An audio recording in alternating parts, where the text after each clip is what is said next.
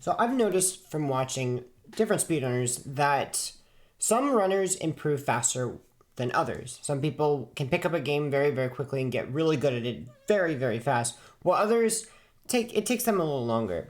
So today I decided to make a video going over 7 tips on how to more effectively improve at speedrunning. And so I hope these help you learn speedruns and figure out how to improve your practice.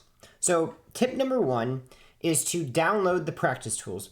So a lot of speedruns have tools to make practicing a lot easier, whether it's selecting an area to go to or giving yourself different items or frame advance or save states, whatever it is. And a lot of them will have practice ROMs. So this is a hacked version of the game where you can have access to all of these different resources, and they can be very, very helpful for practicing. It just makes practice way, way more efficient. So definitely get that if you haven't. If you don't know where to find it, your local community can give you your answers and can give you a link to downloading it. So that's my first tip. My second tip is to watch top level speedruns. So if you haven't already, go to speedrun.com and search up the game that you want to speedrun, and go ahead and look at anybody from the top of the speedrun. Go ahead and watch all the way through and just see what they do. Turns out there's a lot you can learn from top runners. Turns out they do what they do for a reason. It's because it's fast.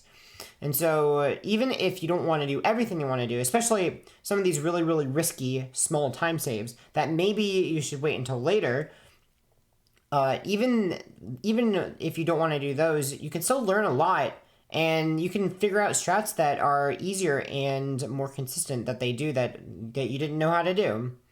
And a lot of them tend to use input viewer, so you can see what their inputs were, and that helps you learn tricks. So go ahead and pay attention to that when you watch the runs.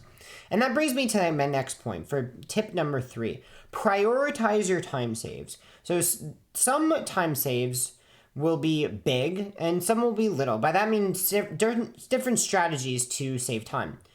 And so what you'd want to prioritize first are the bigger time saves and the easier ones. Those are ones you want to prioritize first because you can get them the quickest.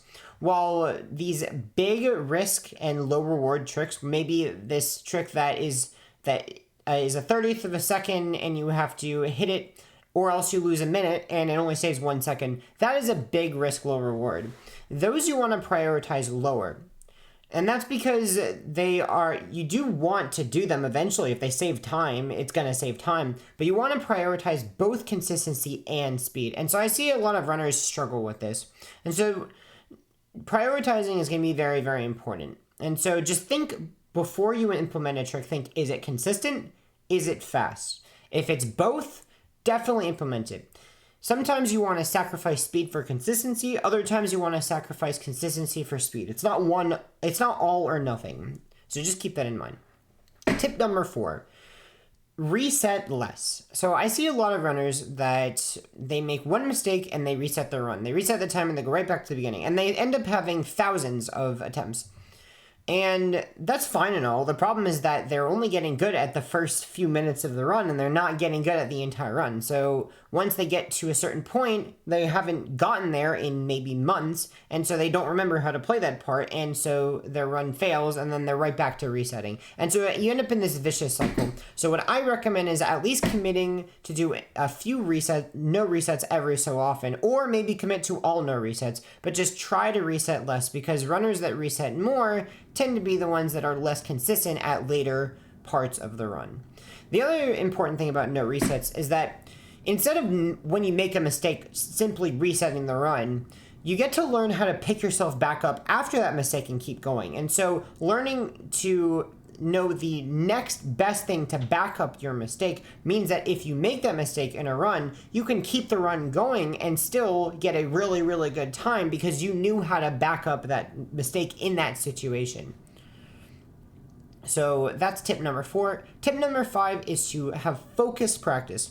By focus, I mean you want to practice what you're weakest at. If you are really strong at something, there's not really a need to practice it, and you're not going to benefit as much from practicing tricks that you already know very, very well. What you're going to benefit from those is practicing things that you aren't as good at. So what I like to do is whenever I do a run, in the run, I keep track of what went well and what didn't go well. If something didn't go well, I make a note to practice it for later before I forget. I write it down, and then before I do another run, I make sure to practice it and figure out what's going wrong. And then in the next run, I will have practiced it and I'll feel better about it. But if you keep doing runs and not do this focused practice, you won't be able to figure out what you're doing wrong, and you won't be able to break things down on a fundamental level, and you'll just keep making the same mistakes over and over again, which we don't want.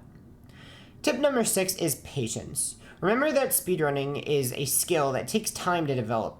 People aren't just born with it. It's not just this natural talent. There's some people improve faster than others because of just their natural ability to learn, but it still takes thousands of hours if you want to be good at it. It's the kind of thing where being an expert at something takes 10,000 hours is what people say. And so speedrunning is no exception to that rule. You need to be patient. You need to remember that all this takes time. You're not going to be the best in the world at something without any time. You're going to have to put the time in, and you're going to have to realize that so people have good runs and bad runs. So maybe one day you'll have a good run, and then the next day you'll have a bad run. You need to learn to pick yourself up and realize you are improving despite the bad run you had. You just can't play well every single time. But in general, you are improving. If you're playing and you're putting in the time, you are improving. And the last tip that I recommend, tip number 7, is to ask for help. So if you know how to ask the right questions, you'll get the right answers. And so what I see a lot of people do is that they aren't willing to reach out and ask for help from other speedrunners. And turns out other speedrunners tend to have really, really good tips. And so if you are struggling with something in a speedrun, don't be afraid to ask. There are plenty of runners that will be willing to help you. I especially noticed there's a lot of communities where people are very close-knit, and so if you are willing to reach out, you will get the right answers to your questions. And so I very, very highly recommend networking and just talking to other speedrunners in the community and just seeing what they're doing. Go into their Twitch streams, go and see them, say hi.